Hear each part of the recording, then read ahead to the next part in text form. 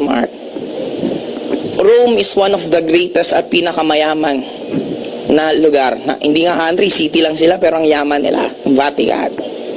O ba't hindi nila tulungan yung Africa? Ang dami nila mga upuan na ginto doon, ibenta na lang at itulong sa mahihirap.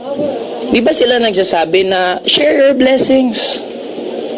Give money to the poor. Eh bakit hingi sila nanghingi? Guys, ang dami po natin na dapat pwedeng ayusin. Question pa po. Gusto ko, kayo naman magtanong.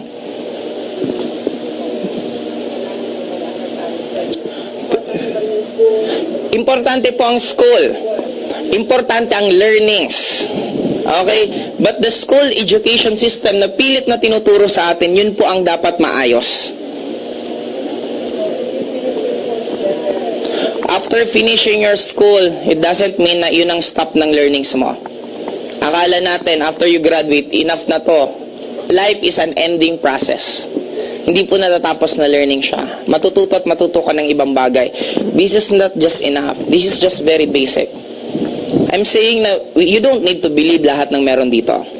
Sometimes you need to just ask yourself, tama ba or hindi yung ginagawa ko? Nakakabuti ba or hindi yung ginagawa ko? Then if yes, do it. If not, then don't do it. Kasi marami sa atin ito, perfect example. Ito lagi ko itong na-mention. May isa akong na-meet na taga Malabon. Nagtatrabaho siya Ortigas. Tinanong ko magkano ang sweldo. Ang sagot niya, 300 pesos.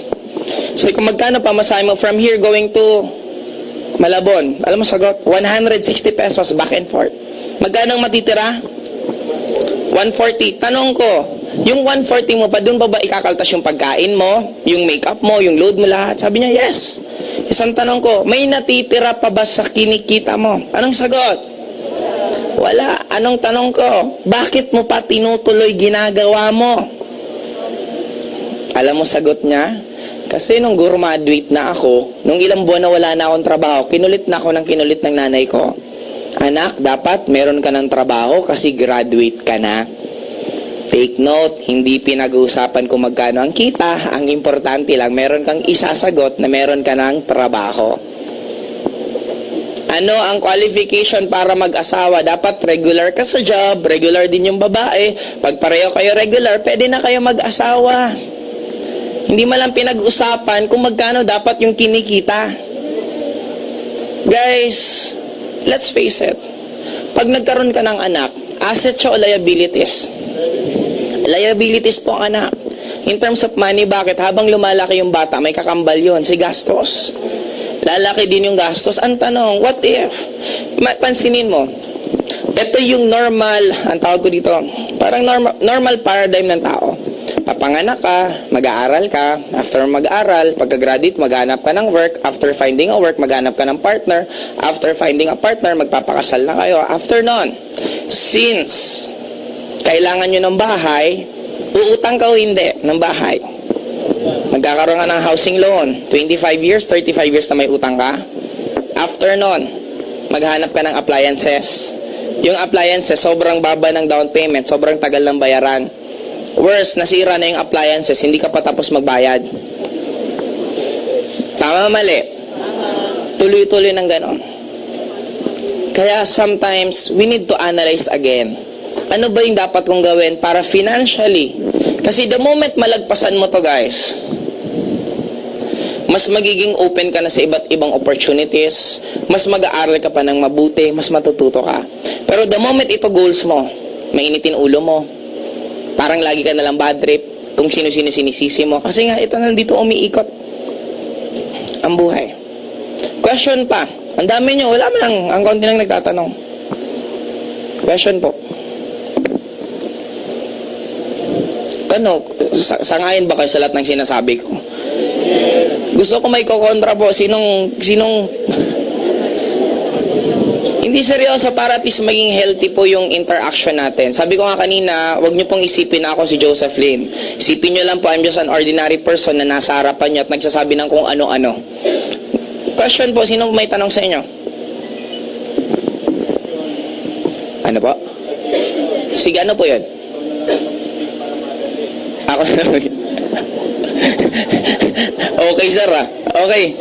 Ngayon, hindi, kaya explain ko lang sir, kaya ako gusto kasi baka may mga iba sa inyo na insight na ayoko naman maghiwa-hiwalay tayo ngayon na may magulo sa isip mo. Kasi mamaya hindi alangan entertain ko kayo isa-isa kayo, uy may tanong ka, di ba? Sana kung meron kang tanong right now, wala pong masama sa pagtatanong. Kumbaga, sabi nga, if you ask a questions, you are only full for a few minutes. But if you don't ask question, you are full for the rest of your life. Meron akong downline. Sabi ko, nasa galeriya ako, magkita tayo sa Kenny Rogers. Nandito ako. 1 hour bago nakarating ng Kenny Rogers. Sabi ko, saan ka nakapunta? I-apply, inikot ko lahat. Sabi ko, ba't hindi ka man lang nagtanong sa guard? I-apply, baka sabihin kasi probinsyana ako eh. Kasi may ganon. Kung nagtanong na lang sana siya, di madali pa siya nakarating. Guys, I'm here right now in front of you to help you. Help you in your financial status, help you na mabuhay ulit yung dugo nyo, na kaya nyong marating kung ano man ang gusto nyo, pwede nyong magawa kung ano man gusto nyong gawin. Kailangan lang yung ibang tao na magpupush sa'yo at hindi magpupul sa'yo. Kasi we are, sabi, etong biro ko nga eh, kung mga anak, puro militar, tatay mo militar, nanay mo militar, lahat militar, pinanganak ka na third sex, ang goal mo magkaroon ng parlor. Tingin mo magagalit sa'yo lahat? But take note guys, iba't iba nga tayo. Sa mga magulang, you don't own your child. Ikaw lang yung naging way, kaya nilalang siya dito sa mundong to. And you're there to guide them, not to tell them on what to do and ano yung mga bagay na dapat nilang gagawin at pipiliin. Kung frustrated kang engineer, hindi niya po trabaho na ipagpatuloy yung pangarap mo. Kasi meron din siyang ibang pangarap sa buhay niya. Question. Sige po.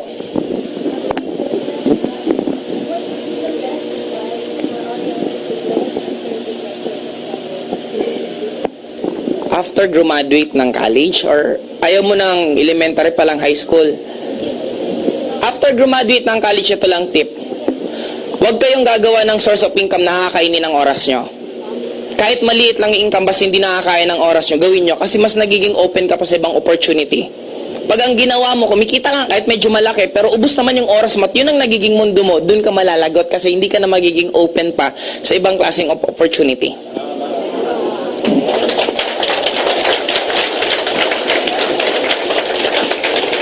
Question pa po?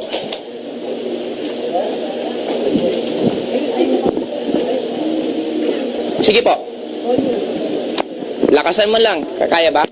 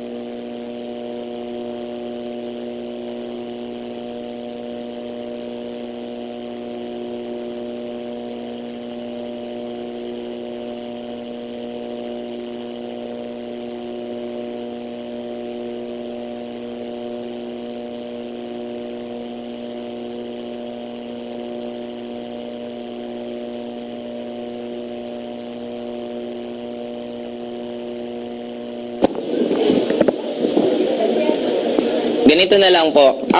Actually po kasi sa Lasal ngayon, meron na po siyang networking course. Network marketing course ang Lasal. And take note, ang Lasal, pag nag-aral ka po, ang ituturo is theoretical. Ang in global po right now is actual na. Bakit mo mapahirapan yung isang bata na dadaan pa sa theoretical kung pwede nang dumiretso sa actual? Tapos, ang nagtuturo pa mismo, mga totoong naging successful, hindi yung mga tao na nabasa lang libro, networking, ganito. Okay, ang networking class, blah, blah, blah. Pero sila mismo hindi nila naranasan ma-Indian, hindi nila maranasan magutom, hindi nila maranasan mapuyat.